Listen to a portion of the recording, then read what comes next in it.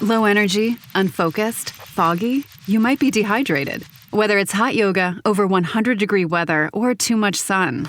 Gatorlight, with a specialized blend of 5 electrolytes, was scientifically designed to help move fluids into the body faster for rapid rehydration. Shop now at retailers nationwide. Gatorlight hydrates faster than water. Is it in you? Symptoms noted are signs of mild to moderate dehydration. Consult a healthcare professional if symptoms persist. Pros, find the right flooring for the job in Lowe's newly redesigned flooring showroom. Shop our expanded assortment of trusted brands and get up to 35% off style selections, Stainmaster, and Stainmaster Pet Protect Special Order Carpet. And while you're here, save $100 on a DeWalt 20-volt max 6-amp-hour 2-pack of batteries. Now just $179. Get more of what you need faster and save more where it counts from the ground up. Our best lineup is here at Lowe's. Valid through 8/26 while supplies last. Selection varies by location. This message is brought to you by Apple Card, Shave Ice by the beach, a trip to the state fair, and a throwback flick at the local drive-in. They're more than just items to check off the summer bucket list. They're also opportunities to earn 2% daily cash back when you use your Apple Card with Apple Pay. Apply for Apple Card now and use in-minutes with Apple Pay. Subject to credit approval. Apple Card is issued by Goldman Sachs Bank USA, Salt Lake City branch. Terms and more at applecard.com. Coach Unplugged is brought to you by great people over at teachhoops.com for coaches who want to get better. From the Fifth Quarter Studios in Madison, Wisconsin, you're listening to Coach Unplugged. Here is your host, Steve Collins. Hey everybody, happy Friday, episode 496 of Coach Unplugged. 10 keys to getting to a great zone offense. So 2 big shout outs. I'd like to shout out to Dr. Dish, the #1 shooting machine on the market. I mean, if you have any questions, just email me at steve@teachhoops.com and I'll tell you how it's helped our program. It is second to none. Mention Coach Unplugged or High School Hoops, and they'll give you $300 off your next purchase. And while we're at it, you should go over to High School Hoops, check out that great podcast on iTunes or wherever you listen, and also make sure you go over and leave a review for this podcast and High School Hoops. Also, it's Friday. I don't know if I've gotten around to it, but I think the 14-day trial is going away. I think we might be closing our doors soon, just to new members and leaving the old members in there so that I can, I'm starting the season. I want to be able to give that individual attention that I am able to do with inside teachhoops.com. So make sure if you're thinking of joining, jump in before the ship sails. All right. Have a great weekend, everybody. Talk to you soon. Bye. All right. Today, we're going to talk about 10 ways. Let's see if I can do this. 10 ways to beat a zone defense. I'm not going to talk specific zone or zone offenses at this point. That would be good for office hours, or I can definitely send people, or maybe that's a subset of this one. But what I'm going to do is kind of give you some general things that I have found have been successful. There's been research on defensive systems. USA basketball has kind of a generic thing of beating three ways of kind of beating a zone defense. I'm gonna go through these. I'm gonna tell you the key. Get your guys shooting. Get your gals shooting. Shooting can definitely take care of a lot of ills and can take care of a lot of zone pressure and a lot of especially sagging zones. But I'm gonna go through what I think are the 10 ways to beat a zone defense. Things you should incorporate in no matter what zone offense you work on. These 10 things should somewhere be kind of ingrained. So what I'm going to do is I'm going to download that. I'm going to pull it up. Look at this. Isn't this nifty? All right. So 10 ways to beat a zone. So let me go through these. Practice against it. I early in my career, this stuff really threw us for a loop because, I grew up in Wisconsin. I went away for school, but then came back. And, it's such a Dick Bennett, man-to-man, Bo Ryan, that so many people play man and not as many play zone, that I didn't spend enough time in practice going against zones. So I would spend as much time as possible going through zones, working against zones, attacking zones, doing that kind of stuff. We can talk about practice breakdown and that kind of thing, but you gotta find a way to put it in there. All right, so that's number one. Number two is make shots and don't settle for threes. So if you think back to when we talked about the keys to winning basketball games, offensive efficiency is extremely important, and then getting to the foul line. And you don't get to the foul line as much when you shoot threes. So, obviously it's an integral part of this game. I've never been a huge fan of it, but it's definitely here to stay. But you can't settle for it. That's what they want you to do, and they're probably zoning you or if they're playing a non-pressuring zone, they're zoning you because you're not as good at shooting threes. Run a press, pressure them. You'll get turnovers, you'll get baskets before they can set the zone up. You'll get 3-on-2, 2-on-1s. You'll get an advantage on the offensive end if you pressure, and that will not allow them to set up their zone defense. So that's number three. Number four is rebound. Get second chance points. Go to the offensive glass. Zones don't tend to box out well. Kids, at least the younger kids, have a really hard time finding specific bodies. So really emphasize when you're working on your zone offense to crash the boards hard. Make sure someone's back, but make sure that you're really crashing the board. Number five, stall.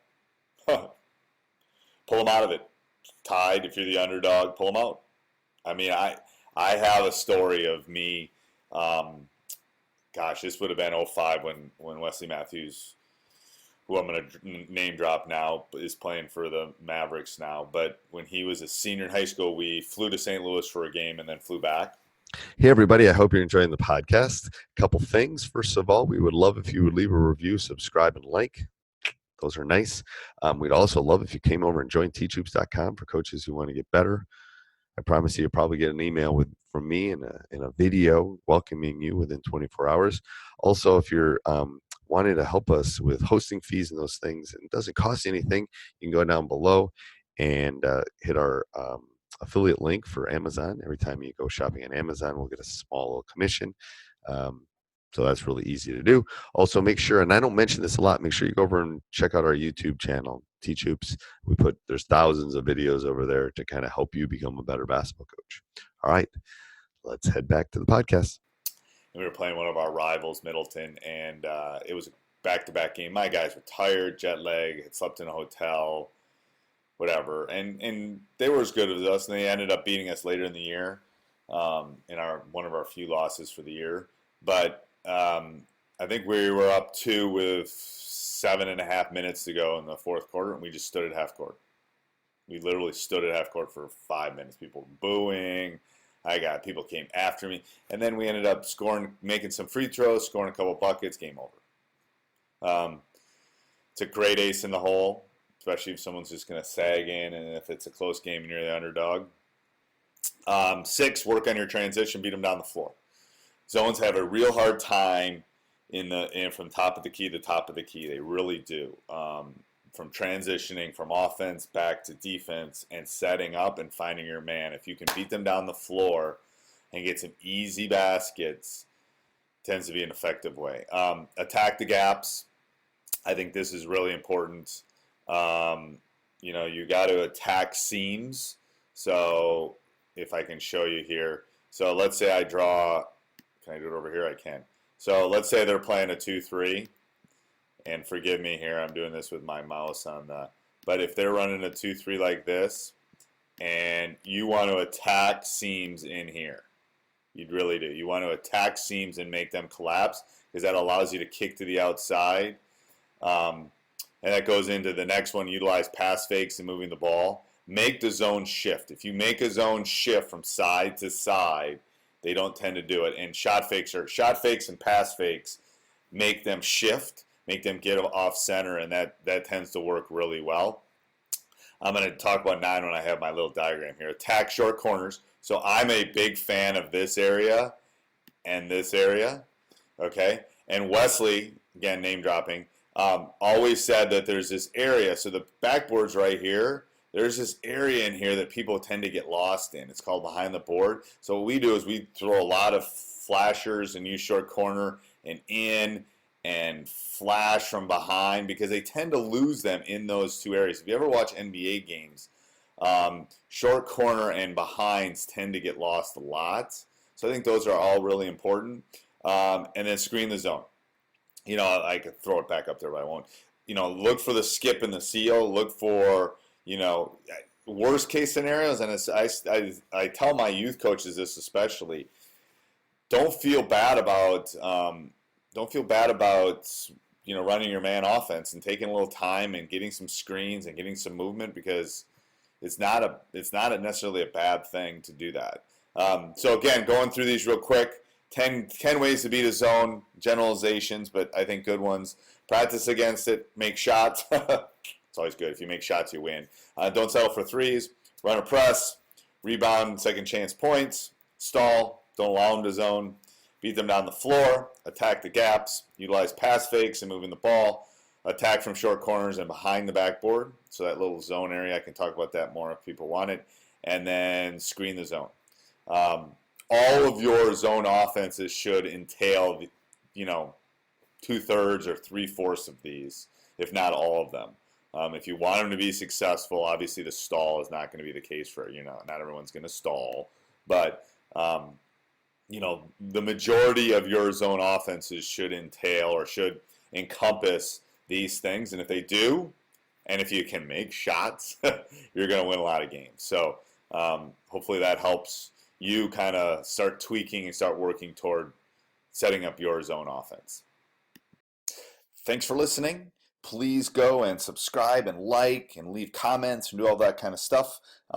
Especially if you like it, please do that. We want to work my goal is to eventually get 100 likes or subscriber buttons or whatever they have on iTunes. I want to move up. Right now those 5 stars really help us move up the pecking order. So if you can do that, my goal is to be able to get a mic at some point. That's my goal. So go down, subscribe, like, comment, all that. Thank you. Hey, Coach, I hope you enjoyed that. If you did, make sure you leave a review. We really do love those written reviews. Those 5-star ones are the best. The 1 stars, you can forget to do it. Also, go over and check out teachhoops.com for coaches who want to get better. Not only is it resources and handouts and videos, it's a little bit of everything for a coach that wants to get better. So go over and check it out. Also, down below, click our Amazon link, and that helps us with our hosting fees. I think the little things that come up with running a podcast. Sleep Number's new collections are designed to adapt to the changing nature of your life and your sleep needs. Whether it's the personalized comfort of the Comfort Mode mattress, the targeted pressure relief of the Comfort Next mattress, or the Climate Collection that actively cools or warms to help you fall asleep and stay asleep. And now, all beds are on sale during our biggest sale of the year. Save 25% on the new Comfort Next Luxe for a limited time, only at a Sleep Number store or sleepnumber.com.